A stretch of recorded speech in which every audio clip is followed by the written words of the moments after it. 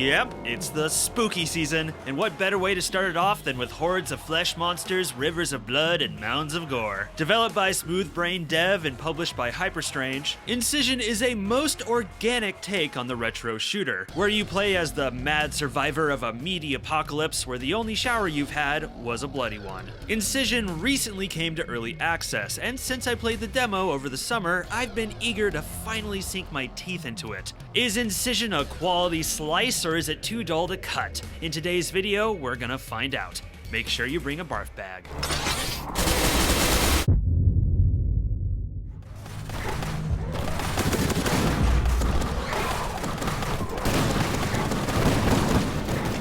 Featured in this early access build is the first episode, titled Death Cult Vestiges, which includes 8 levels, 2 of which are dedicated to boss battles. According to the developer, this episode includes the full arsenal and a large number of enemy types, with more coming in future updates. They also estimate early access will last from either 6 months to a year, although there is currently no roadmap for content updates, so take that with a grain of salt. And the price for early access, $14.99.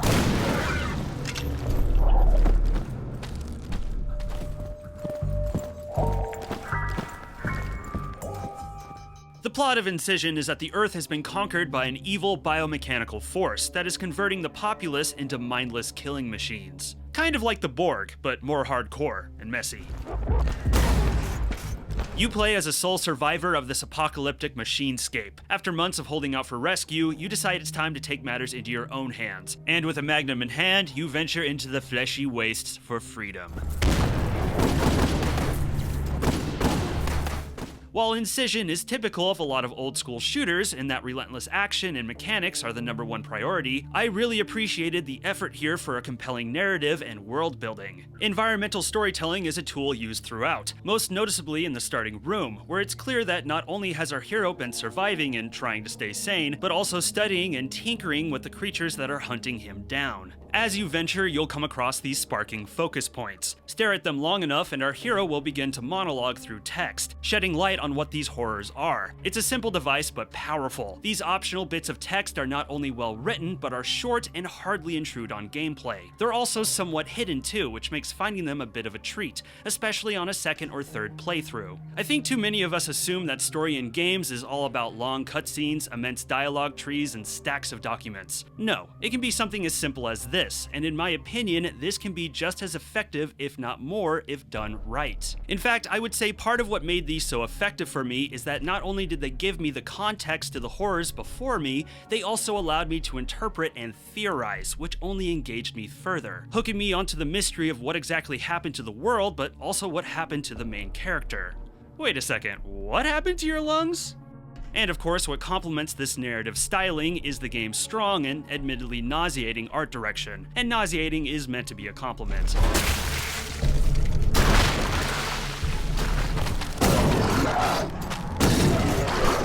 Graphically, Incision goes for a throwback look, reminiscent of mid-90s games, with crunchy textures, sharp geometry, and lots of hazy dither. A great choice for nostalgia, but also a solid choice for the creep factor.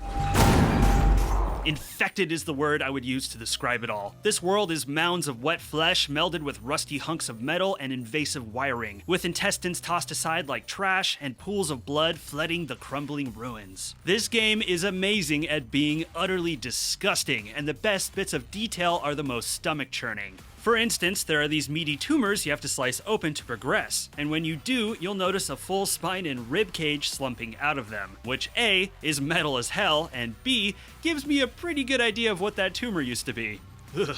The art direction reminded me of music videos of the 90s, from bands like Tool and 9 Inch Nails especially. Sure, Closer comes to mind, but I'm thinking more Happiness and Slavery. Oh yeah, that one will give you nightmares. The game's score was composed by Canadian artist INI, providing the game's unnerving droning atmosphere, bassy and rhythmic, with rapid percussive notes and effects that not only drive the action, but also sell that you are surrounded by nothing but pain and mindless evil.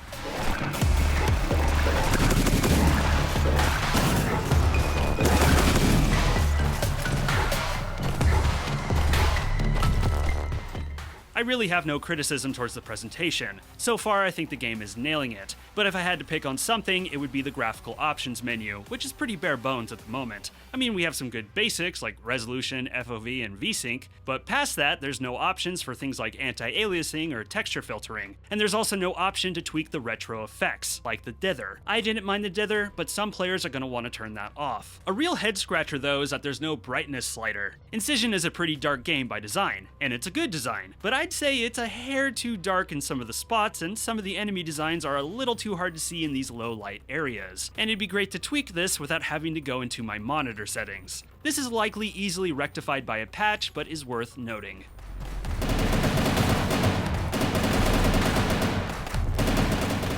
Gameplay-wise, Incision doesn't strive for much beyond being a mechanically rock-solid shooter. A nostalgic adrenaline rush with speed, beastly weapons, engaging level design, and enough gore to make a politician faint. Mechanically, Incision is very tight. Movement feels highly precise, especially when airborne. In fact, the game is very generous with your hang time in the air, almost feeling like you have jetpacks on your feet. And you will appreciate that extra bit of float, as right from the get-go, Incision is nothing but dipping and dodging. Enemies are relentless and have no interest in giving you room to breathe. Many of them flat out charge you, and most have some sort of ranged attack. And even if you're able to get out of the way of an incoming projectile, there's a chance it's just gonna bounce off the wall and come right back to you. Even the turrets cause a lot of pressure. Sure, you can take cover, but their ammunition has a delayed explosion, which means that even in cover, you can't stay still, or else the splash damage will get you.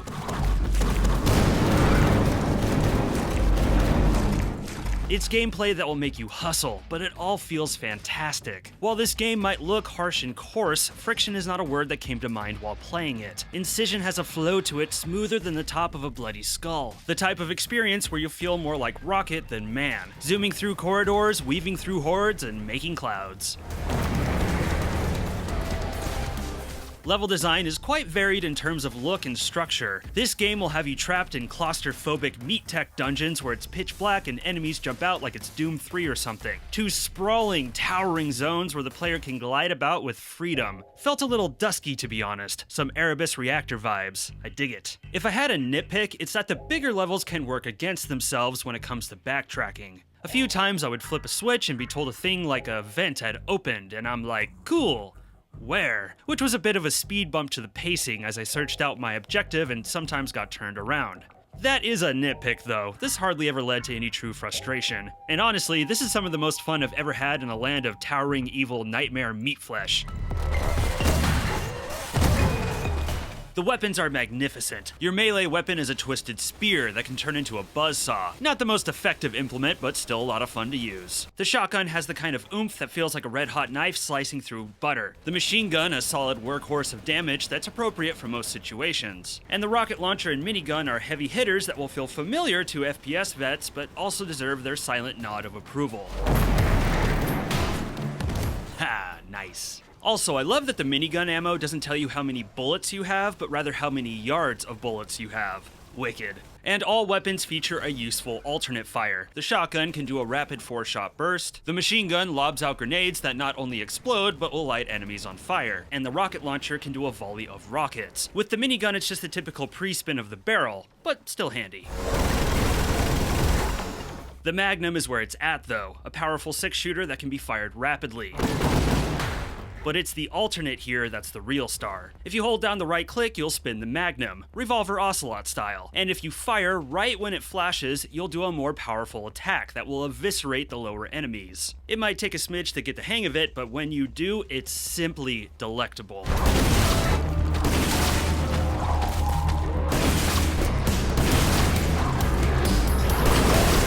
Oh, satisfaction. I do wish this attack was able to pierce through multiple enemies, just cause it kinda seems like it should. But then again, that might be too much of an advantage. But on the flip side of that, part of me wonders if the Magnum is a little OP.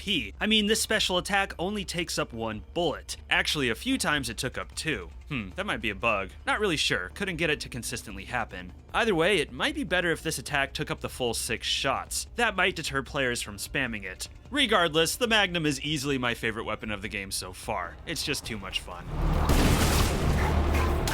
And then there's Kitty. Kitty is a thing. serving as a sort of sticky grenade launcher with its bloody meatballs latching onto enemies and exploding. And its alternate, a homing bloodsaw. Because of course it is. Kitty's ammo can only be replenished by jibbing enemies and showering in their blood. Nom nom nom. I like the idea of a separate ammo pool being dictated by jibbing enemies, and while the dev has said the full arsenal is here, I'm wondering if we could get another organic weapon like this that draws from the ammo blood pool. I feel like that could be a potentially fun dynamic for this game. One thing to note about Incision that might irk some players is that while the game automatically saves your progress between completed levels, there are otherwise no manual saves, quick saves, or checkpoints. Instead, there is a lives system. Oh yeah, we're getting real old school with this one. Each level has a set number of collectible lives. Lose all your lives and you have to start from the beginning, and your lives don't carry over to the next level. You always start at 0. I'm sure there's going to be a healthy debate about this choice on the Steam forums, but for me, I honestly didn't hate this, for the simple reason that I felt there was enough lives to get through each level, especially if you take the time to explore and sniff out secrets. I also didn't find this game to be so challenging that I was getting stuck on levels. Don't get me wrong, this is a spicy game, and as a matter of fact, you can make it even spicier, with options to increase enemy projectile speeds and damage up to 200%. Oh yeah, people are gonna have fun with that. But for me, I didn't find the difficulty to be all that taxing, although I have been playing games like this pretty much non-stop for the last 3 years, so there is that. However, the only levels where I was yearning for checkpoints were the boss levels. And to explain, it's easier if I show you. So I start the boss level, collect some ammo, fight a wave of enemies, start the fight, and die. Well, okay, I start the level again, collect some ammo, fight a wave of enemies, start the fight, die. Right. Start the level again, collect some ammo, fight a wave of enemies, start the fight. Start the level again, collect some ammo, fight a wave of enemies, start the fight. Start the level again, collect some ammo. Yeah, I think you get the idea now. And these boss fights aren't horrendously difficult. In fact, they're pretty straightforward once you figure them out. But figuring them out takes some trial and error, and there is little room for error. And the punishment is having to repeat the level before it over and over. Why can't we just have a checkpoint right before the boss fight? You're not challenging me more by making me repeat my progress. You're just annoying me and wasting my time. Everything about this game is fantastic so far, but this was the one thing that made me go, ugh. And I really hope the developer reconsiders this choice for future chapters.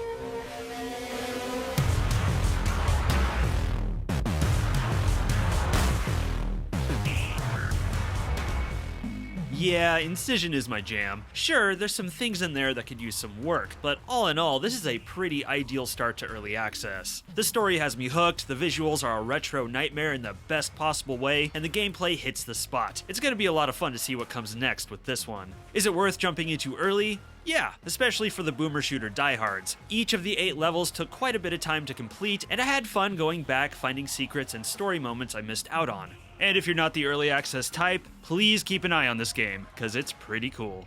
If you dug the video, please be sure to subscribe, like, share, and smack that bell. If you want to come say hi, my Discord is linked below, along with my affiliate links.